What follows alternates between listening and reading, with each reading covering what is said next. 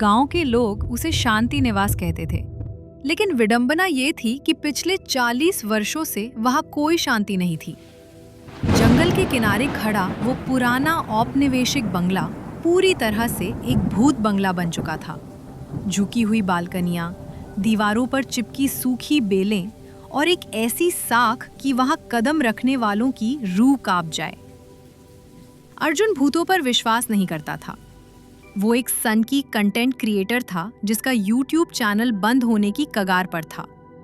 उसके लिए ये बंगला किसी आत्मा का ठिकाना नहीं, बल्कि व्यूज पाने का एक सुनहरा मौका था।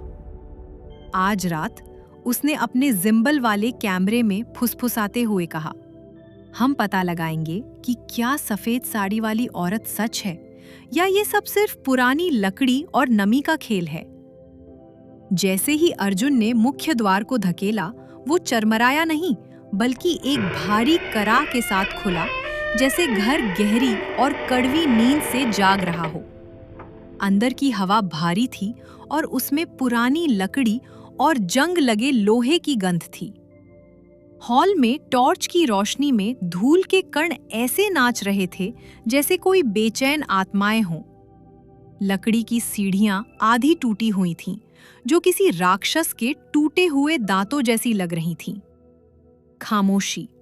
वहां सन्नाटा नहीं था, बल्कि एक भारी दबाव था जो कानों को सुन्न कर रहा था।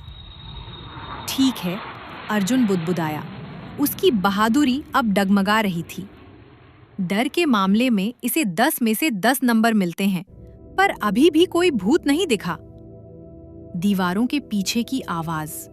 वो दूसरी मंजिल के मास्टर बेडरूम में पहुंचा। तभी उसे वो सुनाई दिया। वो कोई चीख या आह नहीं थी, वो टाइपराइटर की एक लयबद्ध खटखट थी। खटखट, खटखट, टिंग। अर्जुन वहीं जम गया। उसका दिल किसी पिंजरे में बंद पक्षी की तरह सीने से टकराने लगा। उसने अपना कैमरा कोने में रखे एक पुराने डेस्क की ओर घुमाया। उस पुराने रेमिंगटन टाइपराइटर की चाबियां अपने आप दब रही थीं, बहुत धीरे धीरे, जैसे कोई सही शब्द ढूंढने की कोशिश कर रहा हो। कौन है वहां? उसने कांपती आवाज में पूछा। टाइपिंग रुक गई। अचानक एक बर्फीली ठंडी लहर उसके पास से गुजरी। धूल भरी जमीन पर अर्जुन की टॉर्च ने कुछ ऐसा दिखाया जो एक पल पहले वहां नहीं था। नंगे पैरों के ताजा निशान जो डेस्क से बालकनी की ओर जा रहे थे और फिर हवा में गायब हो गए। वो आखिरी संदेश। अर्जुन टाइपराइटर की ओर झपटा। उसका महंगा कैमरा फर्श पर गिर गया। उसने उस पीले पड़ चुके कागज को देखा। उस पर एक ही वाक्य बार बार टाइप किया गया था, जो नीचे जाते जाते धुंधला और अनियंत्रित हो गया था।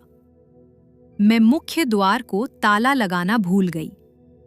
तभी नीचे से एक जोरदार धमाका हुआ। वही भारी ओक का दरवाजा जिसे अर्जुन ने पूरा खुला छोड़ दिया था, अपने आप जोर से बंद हो गया और उसमें कुंडी लग गई। पछतावा। अर्जुन को उस रात कोई राक्षस नहीं मिला। उसे एक अधूरा खत मिला। उसने बाकी की रात एक कोने में दुबक कर बिताई, यह देखते हुए कि कैसे वे अदृश्य पैरों के निशान बार बार उभरते और मिटते हैं।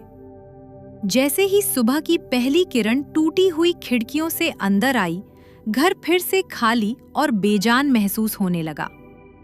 अर्जुन खिड़की के रास्ते बाहर निकला और अपना कैमरा वहीं छोड़ आया।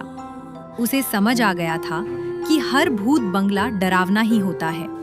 कभी कभी यह उन अधूरे पछतावों का ठिकाना होता है जो मौत के बाद भी खत्म होने से इनकार कर देते हैं।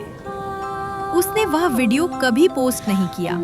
कुछ कहानियों को धूल के नीचे ही दबे रहने देना बेहतर होता है।